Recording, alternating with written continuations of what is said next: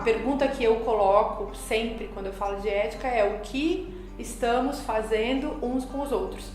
Porque a ética diz respeito ao modo como nós convivemos uns com os outros. Então, é sempre a questão do outro e da relação que alguém desenvolve com outro alguém, sendo que essas duas pessoas são físicas, são concretas, elas existem no mundo, elas estão, querendo ou não, relacionadas umas às outras, e o problema da ação está dado sempre para cada uma dessas pessoas.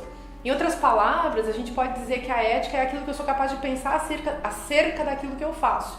O tema da ética é sempre a ação egoísta, egocêntrica, do interesse puramente privado contra o interesse público. Esse tipo de ação nunca é uma ação completamente ética. Se a gente vai na etimologia, que sempre é uma coisa interessante de se fazer, ética vem de ethos, e ethos é um termo que na antiguidade grega, lá pelo século V, mais ou menos, significava o lugar onde as pessoas habitam, o lugar onde elas moram. Então dá para traduzir por casa, por morada, por habitação.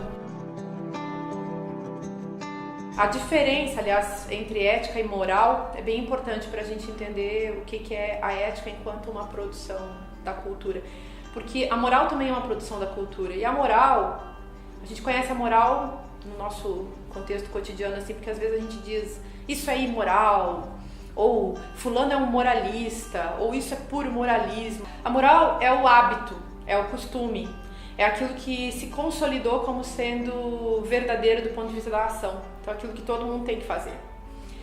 No nosso contexto brasileiro, por exemplo, a gente pode dizer que a corrupção é uma nova moral, porque a moral não necessariamente é ética.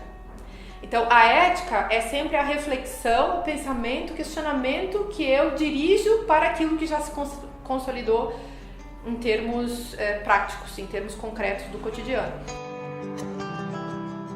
As pessoas podem aprender ética na família, as pessoas podem aprender ética na rua, no trabalho. O aprendizado da ética seria o aprendizado justamente da convivência.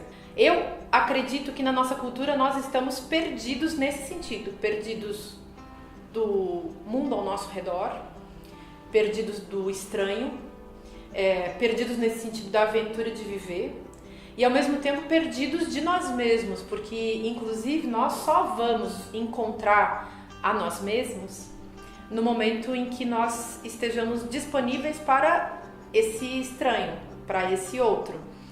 Na perda disso que em filosofia a gente chama de alteridade, você perde a você mesmo, você perde a sua própria experiência, a sua própria substância. Você nota que nos anos 70, 80 se falava muito em jeitinho brasileiro, né? E a lógica da moral do jeitinho brasileiro tinha a ver com o levar vantagem em tudo. Nessa década de 2000 e nessa entrada de 2010 para cá, o que a gente tem visto é a lógica da corrupção. Há uma autorização em nível de hábito mesmo, no nível do cotidiano mais simples, a práticas de corrupção.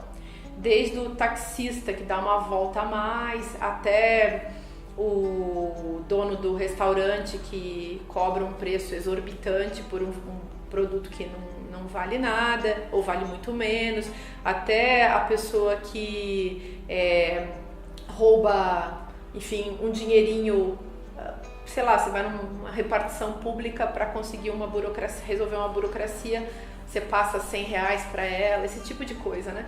Sem falar nos políticos, então, que desviam, assim, rios de dinheiro. Essa ideia, inclusive, que eu acho muito interessante no Brasil, de dizer que a política corrompe, é uma ideia vendida por aí e que tem um caráter muito ambíguo. De um lado, meio que os donos do poder político, eles já dizem, a política corrompe, não venha se meter nesse lugar, porque você também vai ficar corrompido. De outro lado, existe também essa ideia assim, de que todo mundo está autorizado a ser corrupto porque é assim que se procede.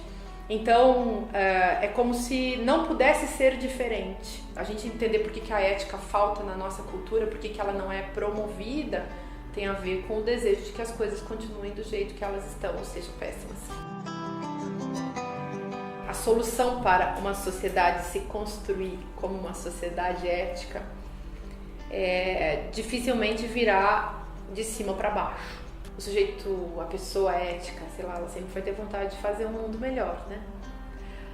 Em qualquer esfera. Se ela for médica ou lixeira, dona de casa ou feminista, eu acho que o desejo é de fazer um mundo melhor. Para fazer um mundo melhor, eu preciso me dar conta que esse mundo pertence a cada indivíduo e que as singularidades devem ser promovidas. E essa singularidade reconhecida implica justamente o reconhecimento da alteridade da outra pessoa e da nossa chance de convivermos para construir um mundo bom para todo mundo. Um mundo bom para todo mundo de verdade, não um mundo bom para todo mundo segundo a minha visão de mundo. Quem quiser fazer um bom curso de ética, estudar algumas coisas importantes, pode ler a Ética a Nicômaco, do Aristóteles. Existem várias traduções. Pode-se ler também a Ética de Spinoza, o livro dele chama Ética, é um grande livro.